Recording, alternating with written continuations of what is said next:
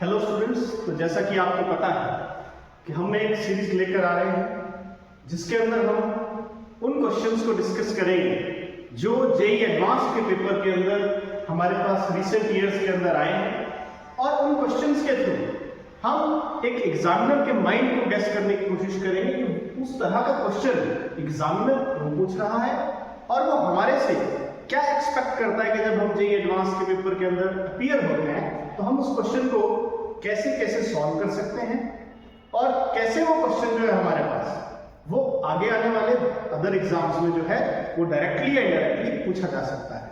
तो उसी के अंदर अभी हमारी स्क्रीन पे जो क्वेश्चन है ये कॉम्प्लेक्स नंबर जो आपका, अगर हम एनसीईआरटी की बात करें तो +1 की एनसीईआरटी में ये चैप्टर है और it is a mix question of complex number and geometry of complex number और सर्कल वी कैन से। तो यहां पर आपको देखिए क्या दिया हुआ है, बहुत स्टैंडर्ड सा क्वेश्चन मैं इसको कहूंगा कि let R denote the set of all real numbers. Z1 एक कॉम्प्लेक्स नंबर आपको गिवन है, Z2 भी एक कॉम्प्लेक्स नंबर गिवन है आपको और x, y एक ऑर्डर्ड पेयर है, ओके, बिलोंग्स टू R, और ये कंडीशन को सेटिस्फाई कर रहा है। तो अगर मैं इसको वैसे ही अगर देखूं ऑप्शंस में तो हमारे पास दे रखा है कि which of the following statement is obligate to. आपको पता है जेईई एडवांस के अंदर more than one correct option वाले क्वेश्चंस भी आते हैं। तो सर्कल के सेंटर और रेडियस की बात की गई। अदरवाइज अभी इसके सॉल्यूशन पे हम अलग से जाएंगे। अगर मैं सबसे पहले कॉम्प्लेक्स नंबर की ज्योमेट्री को ही याद करूं तो हम सब लोग ये चीज भी पढ़ते हैं कि अगर z कोई कॉम्प्लेक्स नंबर है and mod of z minus z1 upon mod of z minus z2 equals to k where k is not equal to 1 then z lies on the circle। तो ये कंसेप्ट हम बहुत जगह use भी करते हैं।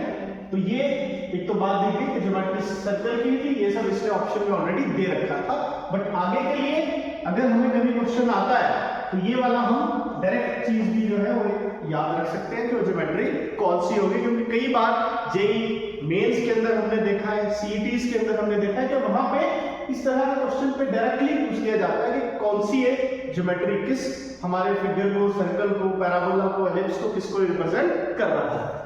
तो ये एक कंसेप्ट उसके लिए मैंने आपको बता दिया। अब हम इस क्वेश्चन के सॉल्यूशन पे अगर चले तो इसका जो सॉल्यूशन है हमारा वो बहुत इजी रहने वाला है कि जब भी इस तरह का क्वेश्चन आता है तो आपको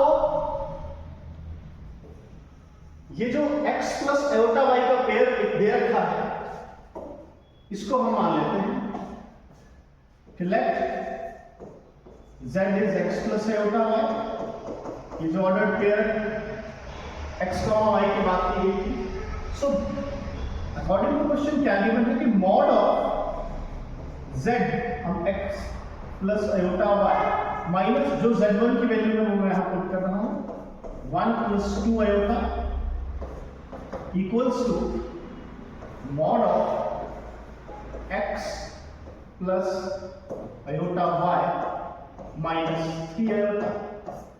अब मॉडुलस आपको पता है, बहुत इजी कंसेप्ट है कि मॉडुलस कॉम्प्लेक्स नंबर का हम कैसे लेते हैं। हम real part under root of real part का स्क्वायर प्लस इमेजिनरी पार्ट का स्क्वायर, पहले अगर इसको सिंपलीफाई कर लें तो ये इस तरह से बन जाएगा x minus 1 plus iota y minus 2 का mod equals to mod of x plus iota y minus 3।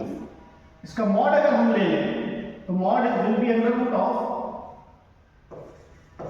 x minus 1 का स्क्वायर प्लस y माइनस 2 का होल स्क्वायर इक्वल्स टू, यहां पे 2 भी था, ये 2 इस तरह से आ जाएगा, ये दिया हुआ question 2 into under root x square plus y minus 3 का whole square. Now squaring both sides, अगर आप इसको स्क्वायर कर दो बोथ साइड्स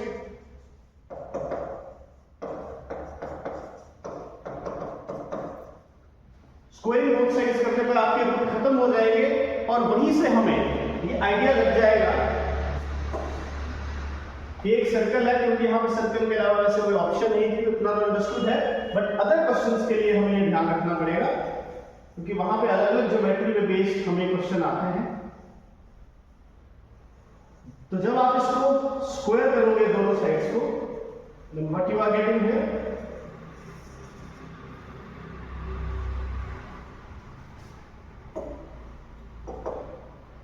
तो वहां पे आपको मिल जाएगा इन होल स्क्वायर्स को ओपन करके x माइनस 1 का होल स्क्वायर ओपन कर देते हैं, plus y square plus 4 minus 4y equals to 4 into 2 का square 4 x square plus y square plus 9 minus 6y। तो इस तरह से आपके पास ये एक इक्वेशन बन जाएगी। और जैसा कि हम इसको अगर देखें तो हमने यहाँ इसको सॉल्व भी किया है, इस तरह से इक्वेशन आप यहाँ पे पहुंच गए। तो इसके बाद इसको सॉल्व करने के बाद अल्टीमेटली आप इस इक्वेशन पे पहुंच जाएंगे that 3x square plus 3y square plus 2x minus 20y plus 31। अब आपको इस सर्कल का सेंटर और रेडियस पूछा गया है, तो सेंटर रेडियस के लिए पहले मुझे x स्क्वायर और y स्क्वायर का कोएफिशिएंट क्या बनाना पड़ेगा, 1 बनाना पड़ेगा। तो हमने यहां पे क्या कर दिया, हमने डिवाइड बाय 3 कर दिया, सो दैट अब ये सर्कल की स्टैंडर्ड फॉर्म आ गई। अब सेंटर कैसे निकलता है, सेंटर निकलता है सर्कल की इक्वेशन हमें गिवन हो तो minus half coefficient of x comma minus half coefficient of y। हमने वैसे कर लिया माइनस हाफ ऑफ x का कोफिशिएंट निकल के आया था 2/3, इसमें से 2 कट जाएगा, it is minus 1/3 comma minus half जो y का कोफिशिएंट था दैट वाज माइनस 20/3। तो इसको काट के ये हमारे पास माइनस 1/3 कॉमा 10/3, ये इसका सेंटर आ गया। ये एक ऑप्शन सेंटर वाली देख लेते हैं कि सेंटर में हमारे पास 2 ऑप्शंस थी, तो हमारा ए वाला तो यहाँ पे इसका आंसर हो जाता है।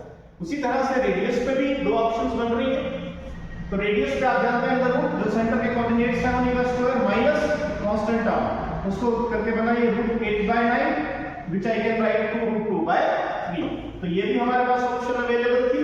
तो इसका आंसर जो है वो ए और डी बोथ हमारे पास आने वाला है। तो अगर इस क्वेश्चन की मैं बात करूं तो इसको हम इजी टू मॉडरेट लेवल का क्वेश्चन हम कह सकते हैं।